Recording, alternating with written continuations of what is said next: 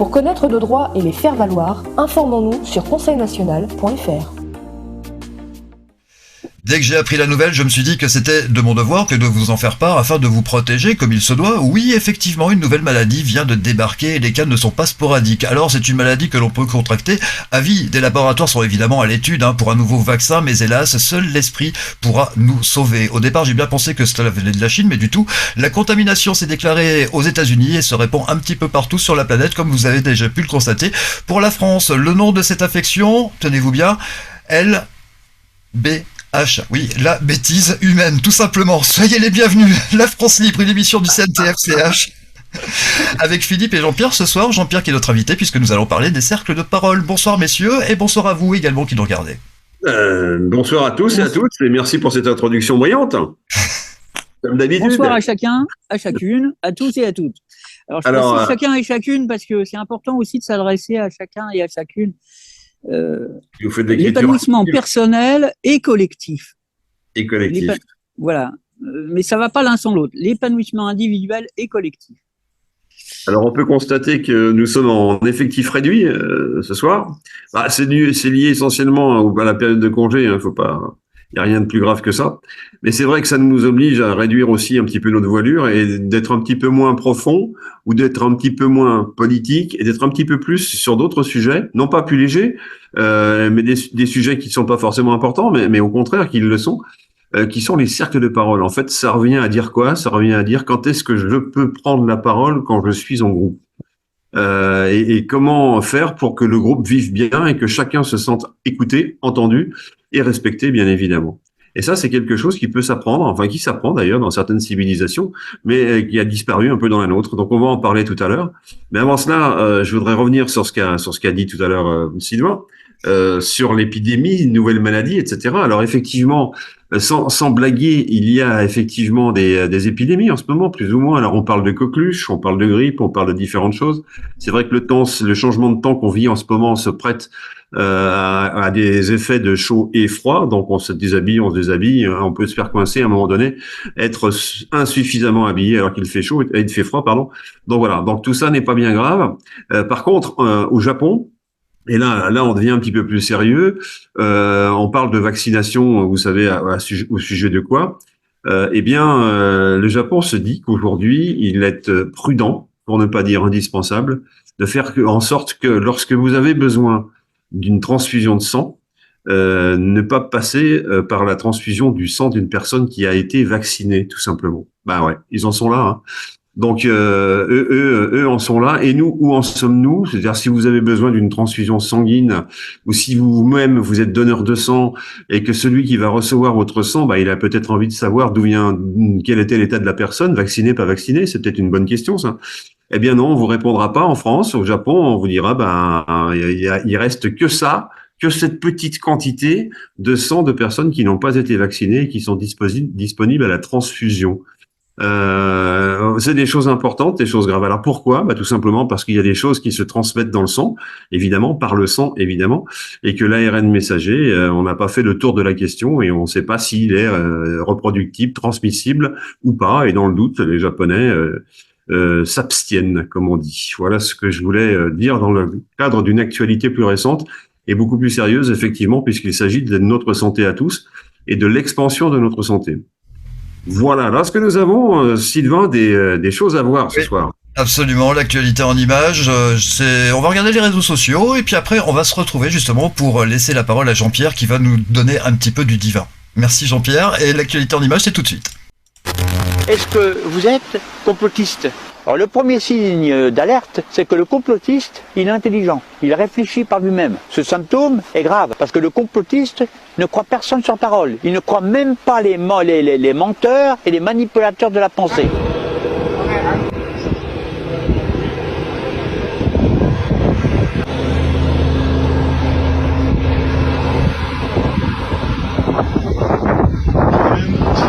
Le complotiste, il est intelligent. Et ça, c'est pire que le Covid. Le complotiste, il analyse, il soupèse les arguments des uns et des autres, il vérifie les sources, il doute, il ne fait pas confiance aux médias, ni aux professeurs. Bref, le complotiste ne fait confiance en personne. Le complotiste ne croit pas ce que raconte BFM, par exemple, ce qui est évidemment idiot, puisque les infos de BFM sont objectives et ne sont pas du tout propagandistes au service d'un pouvoir imaginaire. Ouais, vous l'avez entendu comme moi, les informations de BFM sont... Voilà. Oui, oui. Alors, le complotiste est intelligent, etc., etc. Je dirais qu'il dit qu'il ne faut croire personne. Oui, sur parole, oui, et sans vérification, oui, il a raison. Par contre, il y a des choses qu'on peut croire, c'est ce qu'on voit de ce que nous propose la nature. La nature, elle a toujours raison, hein. C'est elle qui a la vérité, puisque elle tient pas compte de la position de l'homme et elle vit sa vie toute seule. Alors, on nous a beaucoup dit effectivement qu'il y avait des épandages par avion dont on ne sait toujours pas exactement quelles sont la composition chimique de ces épandages. Je suppose qu'elle est variable d'un épandage à l'autre, d'une mission à l'autre. Mais dans ces cas-là, quelles sont ces variations? On ne sait pas. On ne sait pas. Toujours est-il que ce qu'on peut constater, c'est qu'on a eu rarement une nature aussi florissante, aussi belle, aussi épanouie, je dirais, que ce qu'on voit en ce moment. Donc c'est la preuve qu'elle est plutôt en bonne santé et qu'elle vit sa vie sans tenir compte des turpitudes du genre humain autour de justement l'épandage, de la vaccination, etc., etc. Elle n'est pas concernée par ça et elle vit sa vie. Et il y a un physicien qui a dit une chose importante au sujet de cette nature et au sujet de l'univers, alors et qui était un physicien contemporain, grec, je crois, et qui dit que dans la nature, alors on voit de la vibration, c'est de la vibration, la nature, c'est de la musique et c'est comment appelle-t-on ça? Excusez-moi, c'est de la musique et c'est aussi de la démocratie, voilà, tout simplement. La démocratie, tout bêtement. Tout bêtement, mais tout étonnamment aussi. Parce que où est-ce que vous voyez de la démocratie dans la nature? Soit quand on m'a dit ça, j'ai réfléchi un petit peu. Et en fait, on s'aperçoit qu'un arbre ne peut pas pousser s'il n'a pas l'autorisation de son arbre voisin. S'il n'a pas un certain nombre d'autorisations. Et la nature, je parle simplement des végétaux, hein, en l'occurrence, eh bien oui, effectivement, en réfléchissant, ils sont dans la démocratie, tous ces végétaux. Ils se complètent les uns les autres, ils sont dans la complémentarité plutôt que dans la compétition. Ça aussi, c'est une marque de démocratie. Et ils sont dans l'autorisation, c'est-à-dire tu ne feras rien sans l'autorisation de ton voisin pour pousser, etc. Donc, si effectivement, il y a des choses à prendre, alors je ne dis pas que c'est exactement ce que voulait dire ce physicien, mais en réfléchissant par moi-même, je me dis oui, effectivement, il y a une possibilité pour que ça aille dans cette direction et que ça veuille dire ça. Mais trouver de la démocratie dans la nature, j'ai trouvé que c'était fort. Et en même temps, ça marque une chose importante, c'est que décidément, la démocratie n'est pas un parti politique, mais c'est juste un art de vivre, hein, tout simplement. On a déjà eu l'occasion de le dire. Mais on peut le répéter. Et quand on comprend ça, on comprend qu'on ne peut pas être politicien puisqu'on est démocrate. Voilà. Donc, il faut choisir entre les deux, quoi. Voilà un petit peu le point de départ pour une prochaine réflexion. C'est pas le sujet de ce soir. Alors, ce soir, c'est le cercle de parole qui fait partie des choses naturelles, hein, évidemment, et pas simplement naturelles aux êtres humains, mais aux animaux aussi, qui se parlent alternativement, si j'écoute bien, hein, il y a tout un dialogue des animaux, mais on va pas parler des animaux ce soir, on va parler de l'être humain et des cercles de parole. Alors, est-ce que tu peux nous dire un petit peu dans les grandes lignes ce que c'est qu'un cercle de parole, Jean-Pierre? Merci à chacun et chacune d'être présent et d'observer cette émission. Merci à Philippe. Oui, effectivement. Alors, les Amérindiens qui pratiquent le cercle de parole depuis des millénaires ont estimé utile d'avoir certains fonctionnements qui favorisent l'écoute et la parole. Alors, ces fonctionnements, d'abord, c'est un cercle. Il n'y a pas de chef, il n'y a pas de dictateur, il n'y a pas de gens supérieurs aux autres. Deuxièmement, il existe des individus et des fonctions. Et autant l'individu que la fonction et que le groupe sont respectables et respectés. Troisième élément, avant un cercle de parole, les Amérindiens ont la prudence de dire à l'univers, si je me trompe, enseigne-moi. Enseigne-moi le plus rapidement possible pour que je ne me perpétue pas une erreur.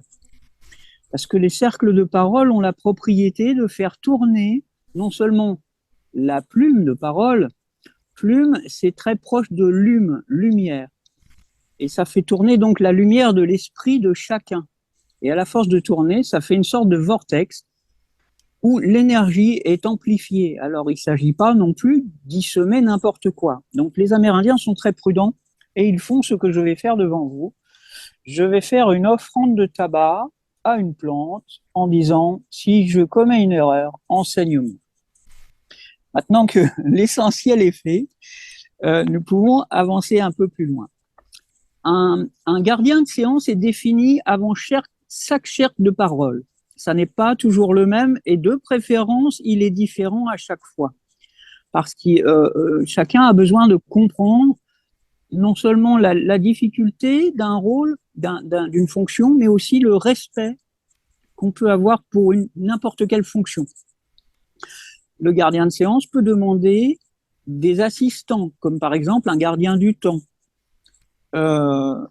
Et le gardien de séance a donc un outil qui montre qu'il est gardien de séance. Alors pour le moment, c'est moi, mais ça ne va pas rester moi. J'ai été gardien de séance une fois et je ne souhaite pas l'être pour cette fois-ci. Je le suis très provisoirement. Je vais remettre ceci à quelqu'un qui sera choisi par notre groupe pour être gardien de cette séance. Et puis, il y a une plus petite plume qui tourne et qui est la plume de parole. Celui ou celle qu'il a dans les mains parle et les autres écoutent, y compris le silence. Je rappelle que la parole, c'est 5 temps de silence pour un temps de voix. Les temps pouvant être plus ou moins grands. Mais le premier temps de silence, c'est je reçois la plume en silence. Après, je prends une inspiration en silence. Après, je laisse s'exprimer ma voix. Après, il y a un temps d'intégration en silence. Même ça peut être une demi-seconde. Le tout, c'est de savoir qu'il y a 5 temps de silence. Après, je transmets la plume en silence après avoir dit un mot qui a été défini en commun pour dire que j'ai fini de parler. Et après, il y a le silence pendant le temps où tous les autres parlent. Voilà. Alors, j'en ai fini. Est-ce que quelqu'un veut bien être le gardien de cette séance et veiller à ce que chacun dise tout ce qu'il a à dire, tout ce qui est dans son cœur, et soit entendu, y compris dans son silence, si nécessaire.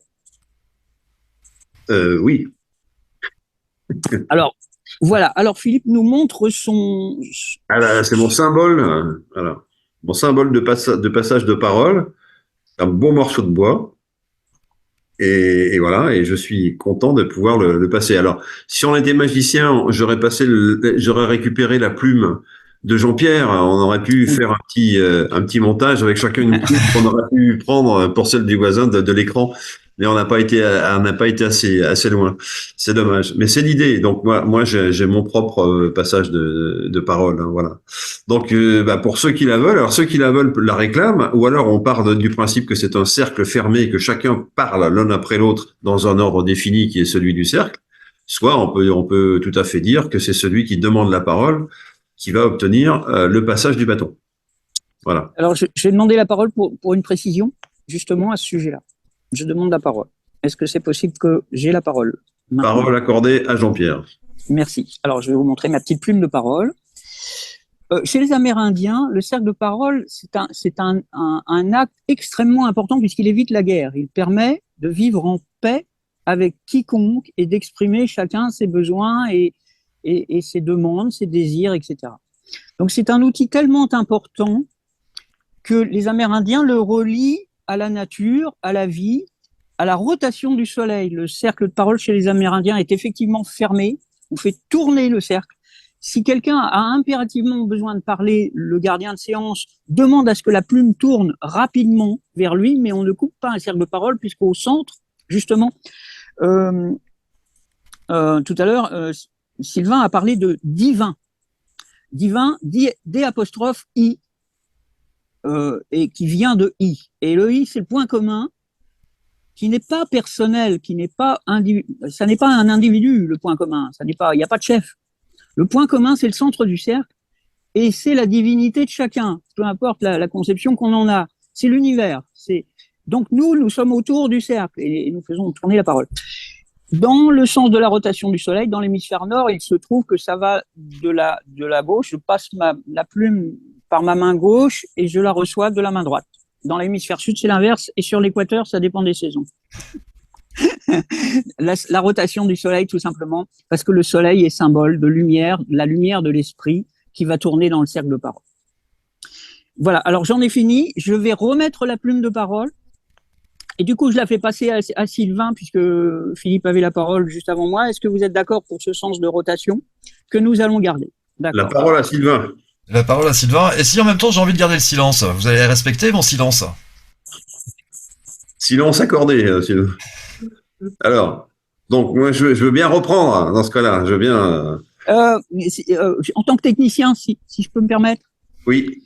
Donc, le silence est important. Et d'autant plus dans nos peuples où nous n'avons plus l'habitude. Alors, ça peut être quelques secondes, mais puisque le silence est accordé, je te propose, Philippe, de dire, ça va être silence pendant tant de secondes, par exemple. Mais on va t'écouter, Sylvain. Mais si tu as quelque chose à dire, on l'entendra. Voilà. Alors, effectivement, temps de silence suite à l'abstention, on va dire, de Sylvain, si ça convient. Alors, voilà, pour 3 secondes.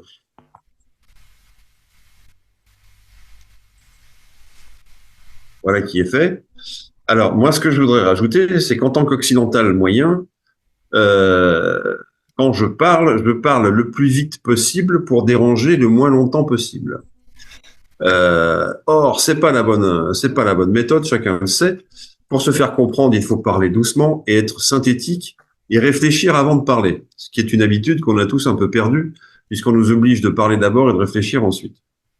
Alors, moi, ce que je voudrais comprendre et savoir de la part de Jean-Pierre, qui m'en a parlé il n'y a pas si longtemps, c'est qu'est-ce que c'est que cette notion de unanimité plus 1 dont tu m'as parlé, alors que moi, je t'ai corrigé en te disant non, c'est pas l'unanimité plus 1, c'est la majorité plus 1. Et tu m'as répondu non, c'est unanimité plus 1. Alors, est-ce que tu pourrais nous détailler ce phénomène? Merci. Alors, merci, Philippe. Oui, c'est important que nous ayons une façon d'exprimer comme quoi nous confions la parole. Donc, effectivement, merci Philippe d'avoir précisé. Je vais aborder la chose sous 2 angles. L'angle amérindien. L'amérindien, c'est qu'il ne fait qu'un avec la nature, avec l'univers. S'il ne fait pas qu'un, il est très mal. S'il ne fait pas qu'un avec la forêt qui le nourrit et qui l'abrite, il est très mal, etc. Donc, c'est plus l'univers. Et il y a un temps pour l'univers. C'est-à-dire que si nous sommes 3 êtres humains dans un cercle de parole, il y a un petit temps que donc Philippe, en tant que gardien de séance, fait respecter, où il montre par exemple sa plume ou son bâton à l'univers. Voilà, c'est un temps qui dure quelques secondes, mais qui est très important. Parce que pendant ce temps-là, un chien peut se mettre à aboyer, un bébé peut se mettre à hurler, un vieux peut se mettre à grincher parce qu'il n'est pas bien. L'univers a la parole pendant ce temps-là. Et nous écoutons la réponse de l'univers. Alors, chez les Amérindiens, c'est comme ça. Hein. Il n'est pas question de faire un cercle de parole sans dire « Et l'univers est-il d'accord avec nous ?» Et alors, autre aspect, les arts martiaux. Quand je veux mettre un coup de poing, par exemple, je veux casser une planche. Je ne vais pas viser la planche, je vais viser après la planche. Sinon, j'arriverai à rien casser du tout. Donc, le plus sain, il permet d'être sûr qu'il y a l'unanimité. Sinon, ça peut être l'unanimité, moins un petit chouïa. Ben non, il n'y a pas de moins un petit chouïa. Il y a plus un, et c'est plus l'univers, ou c'est rien. Est-ce que j'ai répondu à ta question? Merci. Et si nous pouvons faire tourner dans le sens Sylvain, au moins 1 seconde, de temps qu'il prenne la parole et qu'il... Alors, je passe le bâton de parole à Sylvain, effectivement. Bon, alors je vais vous dire mon état d'âme. Est-ce que vous avez conscience du monde dans lequel on vit? Est-ce que vous avez conscience qu'il faut vraiment que ça bouge? Bah oui, parce qu'en fait, il y a plein de bonnes choses qui nous attendent et qu'actuellement, nous vivons des choses relativement tragiques. Voilà, je me suis exprimé, merci. Merci pour ce questionnement. Alors évidemment, dans l'exercice, on ne se répond pas forcément, puisqu'il n'y a pas de réponse simple à des questions compliquées ou inversement. Mais ce passage de la parole, c'est une technique qui devrait être adopté dans n'importe quel cercle, que ce soit un cercle privé de chez soi, en famille, familial, entre amis, ou même un cercle professionnel, dans lequel, de toute manière, on est obligé d'établir des règles de passage. Mais bien souvent, les personnes qui parlent dans un micro et s'adressent aux autres, lorsqu'elles ont la parole, justement, c'est pas un bâton qu'on leur passe, c'est un micro. Eh bien, elles peuvent être tentées d'accélérer le rythme de la parole pour laisser la place à d'autres et pour être plus convaincant soi-même dans ses explications. Et est-ce que c'est quelque chose qu'on doit travailler, Jean-Pierre? Je te reposerai la question. La vitesse de parole, qui est autre chose que le cercle de parole, mais dans le cercle de parole, il y a aussi la vitesse des mots. Donc, qu'est-ce qui est recommandé? Parler vite, parler doucement, parler lentement, se faire comprendre. Voilà, c'est ce que je te demande, Jean-Pierre. Je te repasse la parole. Merci. Alors, je vais répondre dans l'ordre de mes émotions, de ce que je ressens. J'ai beaucoup apprécié, Philippe, la seconde où Sylvain s'est tu et où tu as laissé ce silence en tant que gardien du cercle de parole. C'était magnifique, c'est extraordinaire. C'est comme ça que ça se pratique chez les Amérindiens. Il y a un temps où les larmes peuvent couler, où la joie peut s'exprimer, où le silence va dire tout ce qui n'a pas été dit dans la parole. Donc, merci pour ça. Alors, effectivement, il y a un rythme et dois-je rappeler que pour les musiciens, dans un concert, il y a forcément des temps de silence qui magnifient les notes de chaque instrument. Et donc, il y a aussi un rythme comme un concert, un cercle de parole. C'est comme tu l'as dit, Philippe, tout à l'heure, au propos de la nature, c'est une symphonie.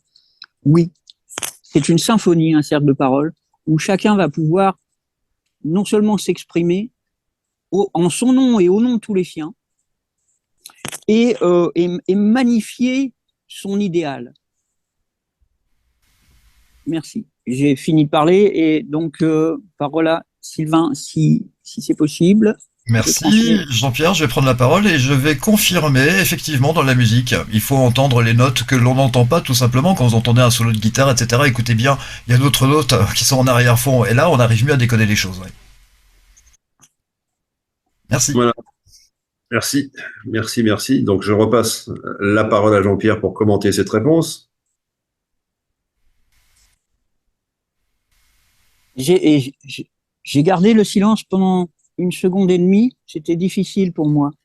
Alors si c'est difficile pour moi, je comprends comment ça peut être difficile pour quiconque. J'ai fait des cercles de parole. Et garder le silence, c'est le premier apprentissage. Ah, ça mord les tripes des fois. Mais c'est essentiel. Cette seconde où Philippe s'est tu, je me suis dit, il me passe la parole très rapidement.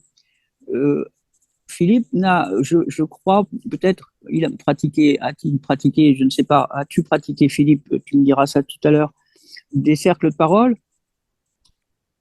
Il y a un temps pour l'individu et un temps pour sa fonction. Donc Philippe n'est pas que gardien de séance, il est aussi Philippe. Et il a son temps de parole. J'ai trouvé que le temps de parole était nécessaire. Et donc, je lui ai laissé 1 seconde et demie. Et je rappelle que c'était difficile pour moi. Et ça va peut-être être difficile pour nous, peuples occidentaux, qui n'ont pas l'habitude. Et c'est probablement difficile pour les Amérindiens. Mais ils s'en fichent, parce que c'est un instrument de paix. Merci, j'ai fini de parler.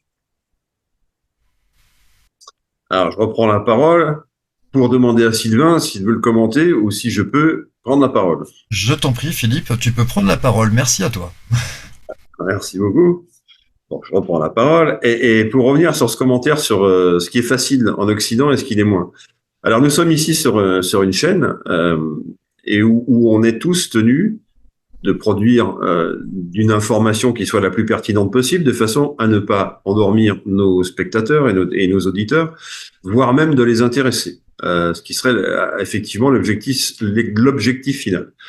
Mais pour ça, on a une règle qui est gravée en nous, c'est de dire, si jamais il y a 1 seconde de silence, les gens vont zapper sur l'autre chaîne.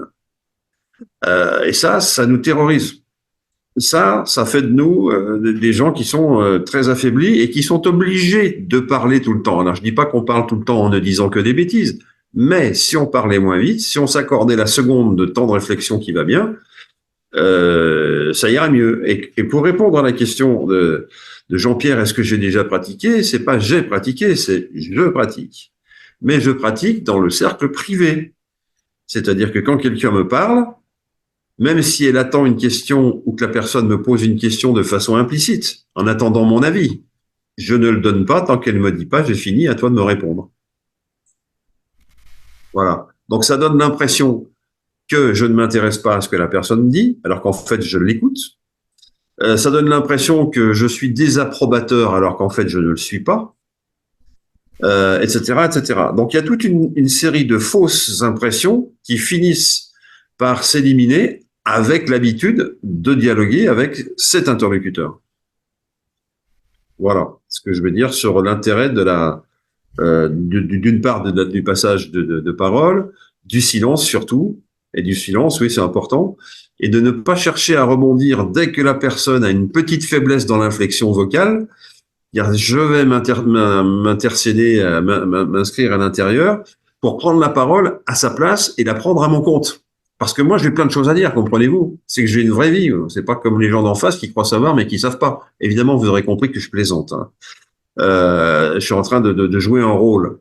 Le rôle de celui qui parle parce qu'il pense qu'il a la vérité. Et il y a plein de gens qui ont plein de vérités. Et il faut surtout pas leur enlever ça. Mais on va s'apercevoir que plus on va les laisser parler, et plus ils vont ralentir leur débit, et plus ils vont finir par laisser la parole. Parce qu'ils vont se rendre compte que pour apprendre, il vaut mieux écouter. Je vais demander la parole un instant. Je pense que effectivement, nous avons tous cela en nous, le respect des autres, savoir tout simplement à quel moment intervenir pour ne pas troubler l'autre qui est en face de nous. Je passe la parole à Jean-Pierre. Alors, je vais attendre, Sylvain, si tu permets, que ça continue le tour. Dans ce cas-là, effectivement, on peut faire passer la plume très rapidement, mais elle ne revient pas en arrière. Et elle ne coupe pas le cercle. Donc, ça repasse à Philippe et ça repasse à Jean-Pierre. Ah. Donc, je crois que c'est à moi, Philippe, de passer la parole à Sylvain, c'est ça? J'ai bien compris? Ou à toi? Jean-Pierre. Alors, c'est à Jean-Pierre. Alors, on tourne dans le sens des aiguilles d'une montre. Très bien. Oui, nous tournons dans notre hémisphère, dans le sens des aiguilles d'une montre, quand on la regarde par en haut. Je suis ambidextre et j'ai quelques difficultés parfois. Il faut bien préciser qu'on regarde la montre du côté des aiguilles et par en haut. Donc, à condition que ce ne soit pas une montre anglaise, cher ami. Tout à fait. Oui, alors le sens de la rotation du soleil, c'est pas mal. Il suffit de regarder le ciel où le soleil se lève le matin et par où il va et où il se couche le soir. Et j'ai fini de parler au nom de tous les miens. Alors, au nom de tous les miens, c'est quelque chose de très important puisque un cercle de parole ne servira à rien si c'était juste pour exprimer 3 opinions. Non, je viens parler au nom de tous les miens. Sylvain, pareil. Philippe, pareil. Et puis, il y a juste un petit temps pour l'univers pour bien vérifier que l'univers est d'accord avec ce que nous venons de dire, de décider. Merci, j'ai fini de parler au nom de tous les miens. Alors, je me permets, je crois que nous arrivons tout simplement à la fin de cette émission. J'espère que les auditeurs auront apprécié. Et je repasse la parole à Sylvain qui va nous amener à une conclusion flamboyante dont il a le secret. Eh bien, voyez-vous, après un cercle de paroles comme celui que nous venons de vivre, on ne peut conclure qu'avec 2 mots. Merci, gratitude. Merci Philippe, merci Jean-Pierre, merci à vous également qui nous suivez. Prochain rendez-vous avec le Conseil national de transition français, Canal historique, juste après le week-end dont on va bien profiter. Ouais, ce sera lundi avec La France libre. Excellent week-end, excellente soirée.